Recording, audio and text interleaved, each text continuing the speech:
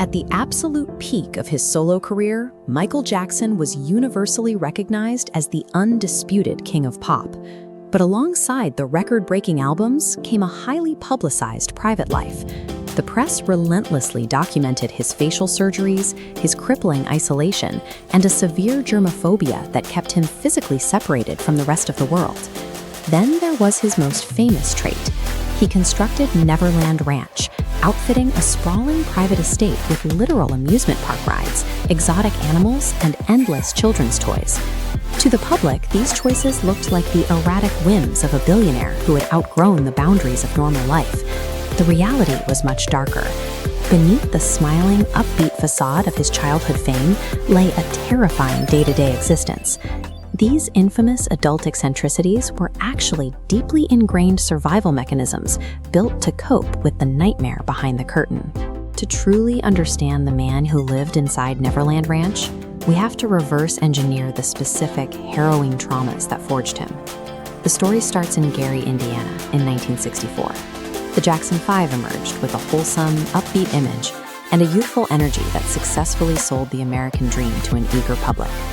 Behind that bubblegum pop exterior, the young boys were paying their dues in a grueling, unchildlike environment.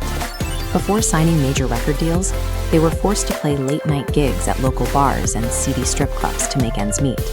This schedule was orchestrated by their father, Joe Jackson.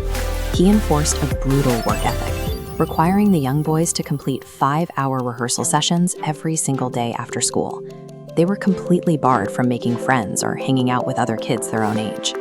Psychologists often use the term developmental arrest to describe what happens when a child experiences severe trauma or extreme deprivation. The normal process of emotional growth simply stops. For adult Michael, this manifested as an absolute obsession with children's toys and amusement parks. He used his eventual massive wealth to retroactively purchase the childhood his father had explicitly denied him. Michael designed Neverland as a psychological fortress, a space where he could finally live as the boy his father never allowed him to be. The architect of that stolen youth was Joe Jackson. Driven by his own failed musical ambitions, he acted as a callous manager who ruled his family with an iron fist. According to Michael, his father would sit in a chair during those endless rehearsals, waiting patiently with a belt in his hand. If any of the boys missed a musical beat or lost a step in their choreography, Joe would strike them. He also inflicted bizarre forms of psychological torture.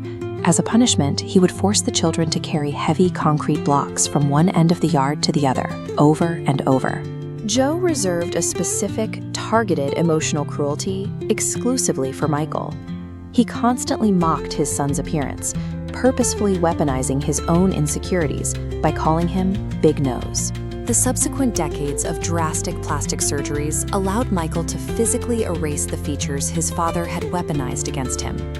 Through these procedures, Michael was surgically excising his father's genetic legacy from his own reflection. With a father like that, Michael naturally looked to his mother, Catherine, for comfort. She appeared to be the only source of light in his harsh upbringing, yet she harbored her own dark influences. Catherine was an intensely devout Jehovah's Witness, obsessed with an impending Armageddon. She constantly terrified her children by poring over violent, strange imagery in religious magazines, pushing prophecies of doom and gloom onto them. She also enforced obsessive, strange health remedies. She would aggressively swab the kids with rubbing alcohol, smear their faces with Vaseline, and even send them to school with hot potatoes in their pockets, fully convinced it would protect them from illness. The deeper betrayal lay in her failure to protect them. According to Michael's sister, LaToya, Catherine turned a blind eye to Joe's physical and sexual abuse. In one instance, after the police were called over the abuse, Catherine told officers nothing criminal had happened, causing the investigation to be dropped entirely.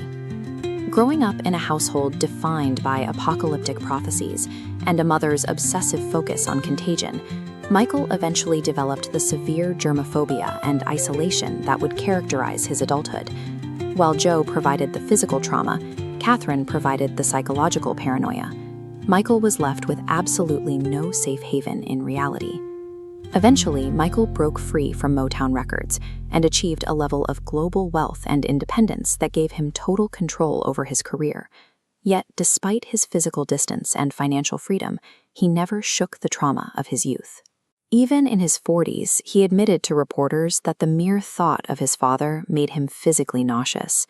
He spent the rest of his life attempting to physically distance himself from his family.